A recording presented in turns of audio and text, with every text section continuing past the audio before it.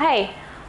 So this particular talk is on what I might call emotional awareness, and the purpose of this talk is to enhance self-awareness and to help us be in touch with what we are going through, and also use this as a process to make sure that we don't fall into depression or sometimes even just regular stress. So this is a process of preempting stress and depression through the process of emotional awareness. And I would simply call it the I feel process. More often than not, we are very aware of our thoughts, we are aware of our judgments, we are aware of our opinions, because these are things that we share in conversations with other people around us.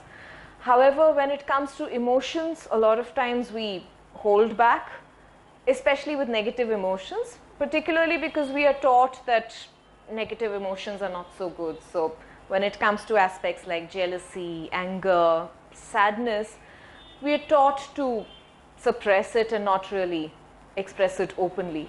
However, that's not really a healthy process, given that whether we express it or not, these emotions do live in our systems, and I also mean our physical systems, and if we do not give healthy expression to it, at some point it is bound to impact us physically and perhaps also lead to depression in the long run if they're not addressed properly.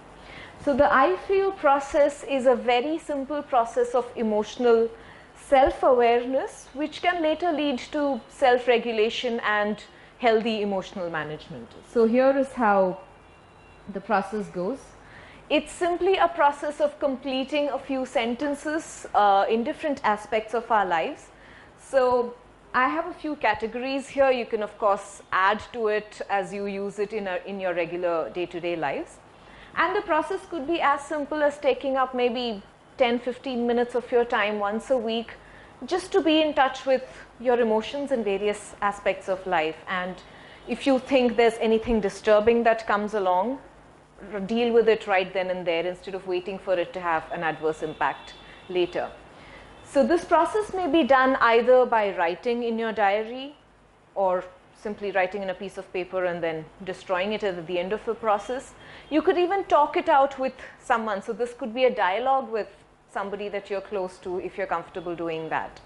Or simply just talk it out loud to a mirror, that works as well. So the general statements that we could begin with are: when I'm getting ready for work, I feel. And you could write anything that you feel. And if you think you're coming up with feelings like excitement, enthusiasm, looking forward, that's great, good for you. But if you think week after week you're coming up with statements like, I feel I could go a little late, I feel it's not Monday, I wish it's not Monday today, then you know it's time to watch out and do something about that area of your life. Similarly, you could have statements like, at the end of a day, I feel. When I'm at work, I feel. And these are statements that could serve as indicators for you to understand, are you enjoying this aspect of your life, in this case work. Similarly, you could do a process for relationship as well. Some indicative statements that you could use in the area of relationships are: when I'm with my spouse or my partner, I feel. When I'm around my parents, I feel. When I'm around my children, I feel. Or when I'm around my relatives or family in general, I feel. And have a look at the pattern that comes up in your statements. If it's a healthy pattern, if you think the feelings that come up are those of enjoyment and looking forward and comfort, it's good. If you think there is disturbance or discomfort that comes up in the process, then it's time to deal with it and nip it in the bud rather than letting the relationships and your own health deteriorate. And finally, these are some statements that you could use for general aspects of your life. For example, when I think of some of the mistakes I made, I feel. This is a good statement to indicate if you've really let go of your past or are you still living with a lot of regret.